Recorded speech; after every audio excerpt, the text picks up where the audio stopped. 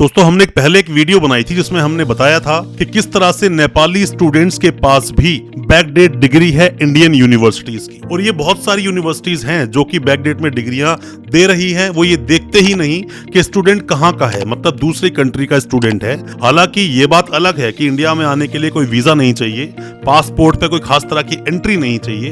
उसके बावजूद भी नेपाली स्टूडेंट्स इंडिया आ सकते हैं, रह सकते हैं, यहाँ से कोई भी कारोबार कर सकते हैं, बहुत सारी चीजें होती हैं। बट उनके पास बैकडेट की डिग्रियां हैं अलग अलग यूनिवर्सिटीज की, सभी कोर्सेज की हैं। किसी भी कोर्स की आप बात करेंगे उनके पास बैकडेट की डिग्री है। उनके लिए एक ओपन विंडो बन जाता है, क्योंकि नेपाल से ज्यादा कुछ स्ट्रिक्ट नहीं है हमारा आना जाना, इसीलिए बहुत सारे ऑप्शंस उनके लिए खुल जाते हैं, बहुत सारी विंडोज उनके लिए खुल जाती है। बैकडेट डिग्री लेने में बहुत तरह की हेल्प उनको मिलती है कंसल्टेंट्स के द्वारा। मतलब नेपाली कोई कंसल्टेंट है वो इंडियन कंसल्टेंट से कॉन्टेक्ट करता है, मतलब कि नेपाली कोई कंसल्टेंट है वो इंडियन कंसल्टेंट से कोई कॉन्टेक्ट करता है।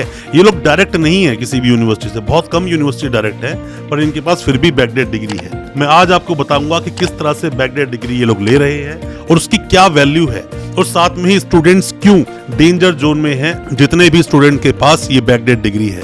ज्यादा कुछ जानने के लिए इस बैकडेट डिग्री के बारे में जो कि नेपाली स्टूडेंट्स के पास है, दोस्तों बने रहिए हमारे इस वीडियो के साथ। नमस्कार दोस्तों, फिर एक बार स्वागत करता हूं आप सभी का अपने इस यूट्यूब चैनल पर जिसका नाम है यूनिवर्सिटी इंडिया। मेरा नाम है वीरेंद्र वर्मा। दोस्तों होता क्या है कि हमने हालांकि देश विदेश की बहुत सारी यूनिवर्सिटीज के बारे में अब तक बोला है, बेधड़क आपको बताते हैं कि किस तरह से बैकडेट का सिस्टम चल रहा है, और हम हमेशा से इसके अगेंस्ट रहते हैं। हमेशा बोलते हैं कि बैकडेट डिग्री के चक्कर में आप मत पड़ो, बहुत सारी वीडियोस बनाई है। आए दिन अलग अलग स्टेट में अलग अलग यूनिवर्सिटीज में स्कैम सामने आता है, बहुत सारे लोग जेल जाते हैं, और फिर भी स्टूडेंट्स बैकडेट डिग्री लेते हैं, क्योंकि डिमांड सप्लाई का जो नियम है वो लगातार चलता जा रहा है। और होता क्या है कि इसके अंदर सेफ जोन में सिर्फ कौन रहता है? यूनिवर्सिटी। इसमें कंसल्टेंट और स्टूडेंट्स ही फंसते हैं और कोई इसमें नहीं फंसता। हम तीन तरह से बात करेंगे किस तरह से बैकडेट डिग्री मिल जाती है नेपाली स्टूडेंट्स को भी। दोस्तों सबसे पहली बात कि क्यों नेपाली स्टूडेंट्स इंडिया की डिग्री ले लेते हैं और इंडिया की यूनिवर्सिटीज में काफी अच्छा खासा अमाउंट देकर भी वो डिग्री खरीदने को तैयार है। दोस्तों होता क्या है कि इंडियन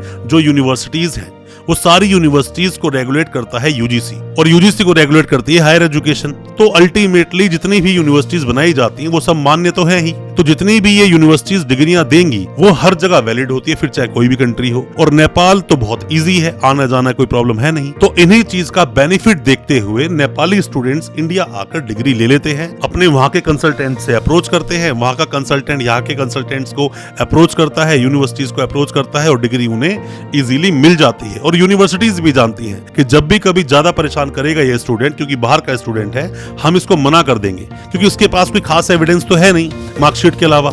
और मार्कशीट भी हम लोगों ने इसी तरह से मतलब बाय हैंड दी है, कोई भी रिकॉर्ड स्टूडेंट के पास नहीं होता है। इसीलिए हमेशा स्टूडेंट्स जो हैं वो डेंजर जोन में ही रहते हैं। वो कब फंस जाएं या कब उनके डॉक्यूमेंट्स को डी-वेरीफाई कर दिया जाए, वो किसी जॉब में लगाएं, उन्हें खुद को नहीं पता। इजी जरूर है लेना, पर ये बहुत ज्यादा डेंजर चीज है। स्टूडेंट्स कभी भी सेफ जोन में होते नहीं हैं। कई बार जब हम नेपाल की विजिट करते हैं, जो सेमिनार्स होते हैं, जो हमें लोग बुलाते हैं कॉलेजेस या यूनिवर्सिटी वाले, तो वहां पता चलता है किस तरह से ये सब चीजें चल रही हैं। दोस्तों आप किसी भी यूनिवर्सिटी के कोई भी डॉक्यूमेंट्स वेरीफाई करवाना चाहते हैं, वेरिफिकेशन के काफी सारे प्रोसेस होते हैं, पर जैसा मैं हमेशा अपनी वीडियोस के माध्यम से बोलता हूं कि आरटीआई एक बहुत अच्छा ऑप्शन होता है। गवर्नमेंट प्रोसेस के थ्रू आपके डॉक्यूमेंट्स वेरीफाई हो जाते हैं, फिर भी आप चाहे तो सीधा यूनिवर्सिटी से ही वेरीफाई करवा सकते हैं। यूनिवर्सिटीज अपनी वेबसाइट पर डिटेल डाल के रखती हैं, या फिर आरटीआई लगवाएं, इसमें हम आपकी मदद कर सकते हैं। और अगर कोई भी डॉक्यूमेंट किसी भी यूनिवर्सिटी से आपने लिए हैं, अब फर्दर डॉक्यूमेंट्स आप निकालना चाहते हैं, माइग्रेशन डिग्री, एलओआर, ट्रांसक्रिप्ट, कुछ भी निकालना चाहते हैं, और आप यूनिवर्सिटी से बहुत दूर हैं, आप हेल्पिंग हैंड चाहते हैं, तो हो सकता है इसमें भी हम आपकी कोई मदद कर सके। कोई भी डॉक्यूमेंट्स जो आपके यूनिवर्सिटी में भी पेंडिंग है, और दोस्तों कोई भी आप मदद चाहते हैं वेस्ट प्रोसेस में या फिर डिग्री को वेरीफाई करवाने के लिए, आप हमसे भी कांटेक्ट कर सकते हैं। अब हम बात करते हैं दूसरे मुद्दे की, दूसरे पॉइंट की। दोस्तों होता क्या है कि जितने भी स्टूडेंट्स नेपाली स्टूडेंट्स हैं जिन्होंने यहाँ से डिग्री ली है इंडिया से, उनमें से मैक्सिमम स्टूडेंट्स ने कभी भी यूनिवर्सिटी को विजिट किया ही नहीं। उन्हें यूनिवर्सिटी के बारे में कुछ पता ही नहीं, ढंग से अगर उनसे नाम पूछो यूनिवर्सिटी का तो वो नाम तक नहीं बोल सकते। और साथ ही साथ उनके पास कोई एविडेंस नहीं, कोई फीस रसीद नहीं, कोई एडमिट कार्ड नहीं, कोई लाइब्रेरी कार्ड नहीं, या कुछ भी फीस की ऐसी रसीद नहीं जिसमें उन्होंने एडमिशन लिया हो। मान लीजिए किसी स्टूडेंट ने 2020 से 2023 की बैच में अपना कोई कोर्स कंप्लीट किया, तो 2020 की किसकी रसीद होगी फीस की उसके पास? ऐसा कुछ भी नहीं होता। और ये यूनिवर्सिटीज जानबूझकर इन्हें कोई भी एविडेंस देती नहीं है, क्योंकि अगर कल कोई प्रॉब्लम होगी तो सीधा ये लोग हाथ खड़े कर देंगे और जेल जाएगा वो स्टूडेंट और जेल जाएगा वो कंसल्टेंट। और यूनिवर्सिटीज पूरी तरह से ठीक तरीके से बच जाती हैं। वो सभी यूनिवर्सिटीज को प्रॉब्लम्स होती हैं जितनी भी यूनिवर्सिटीज कुछ एविडेंस देती हैं स्टूडेंट्स को, और ये यूनिवर्सिटीज यही फायदा उठाती हैं। कंसल्टेंट इनका कुछ कर नहीं पाता और स्टूडेंट ज्यादा अप्रोच करता नहीं, दूसरे कंट्री का मामला है, कहीं वो किसी तरह की प्रॉब्लम में फंस ना जाए। इसीलिए हम बार बार बोलते हैं डॉक्यूमेंट्स को बहुत ही अच्छी तरह से वेरीफाई करवा के रखो। कम से कम कल यूनिवर्सिटी आपके डॉक्यूमेंट्स को लेकर मुकर ना जाए कि हमने कभी डॉक्यूमेंट्स दिए ही नहीं, हमने कभी फीस ली ही नहीं, ये स्टूडेंट कभी यूनिवर्सिटी आया ही नहीं।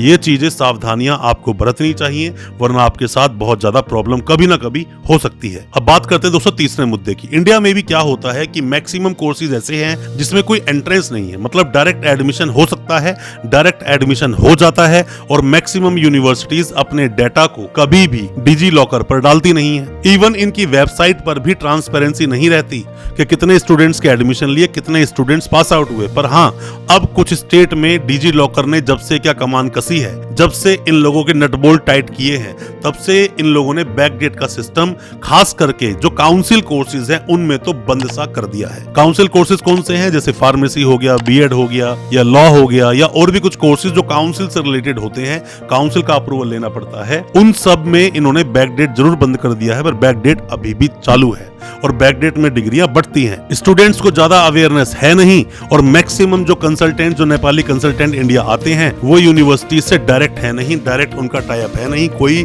भी अथॉरिटी लेटर उनके पास है नहीं कि वो एडमिशंस क्यों करवा रहे हैं। दोस्तों, आप नेपाल से 1 या 1 लाख स्टूडेंट्स भेजो, कोई प्रॉब्लम नहीं है, बट वो यहाँ पर इंडियन यूनिवर्सिटीज में आए, पढ़े, कॉलेजेस में पढ़ें, डिग्री लें और जाएं अपने वापस नेपाल में, जहां मर्जी अप्लाई करें, किसी को कोई ऑब्जेक्शन थोड़ी है। आर्टिकल 19 आपको परमिशन देता है इस चीज का, आर्टिकल 19 कॉन्स्टिट्यूशन ऑफ इंडिया, कि जितने भी कंसल्टेंट है, कोई भी कंसल्टेंट कहीं पर भी काम कर सकता है। तो नेपाली कंसल्टेंट अगर हैं तो इंडियन यूनिवर्सिटी से टाई अप करो, आप काम करो, परमिशन मिलती है आपको। पर ये बैकडेट का जो सिस्टम है ये सही नहीं है, ये रिस्की है। इस मामले में स्टूडेंट भी जेल जाएगा, कंसल्टेंट भी जेल जाएगा, पर ये यूनिवर्सिटीज हमेशा बच जाएगी। आपके साथ कोई ऐसी प्रॉब्लम अगर हुई है, या कोई भी यूनिवर्सिटी आपको परेशान करती है, कोई भी तरह की दिक्कतें आपके साथ हैं, हमसे आप कांटेक्ट कर सकते हैं। हो सकता है हम आपकी उसमें कोई मदद कर सके, हो सकता है आपकी प्रॉब्लम से हम आपको बाहर निकाल सके। दोस्तों, अच्छा लगा हो आज का वीडियो? हमारी वीडियो को ज्यादा से ज्यादा अपने दोस्तों, परिजन, परिवार तक शेयर करें ताकि वो भी अपने आप को जानकार बना सके। चैनल को सब्सक्राइब करना बिल्कुल ना भूलें, साथ में लगा बेल आइकन जरूर दबा दें ताकि इसी तरह की एजुकेशनल वीडियोस आप तक पहुंच सके सबसे पहले। बहुत बहुत शुक्रिया दोस्त, धन्यवाद हमारे इस वीडियो के साथ बने रहने के लिए।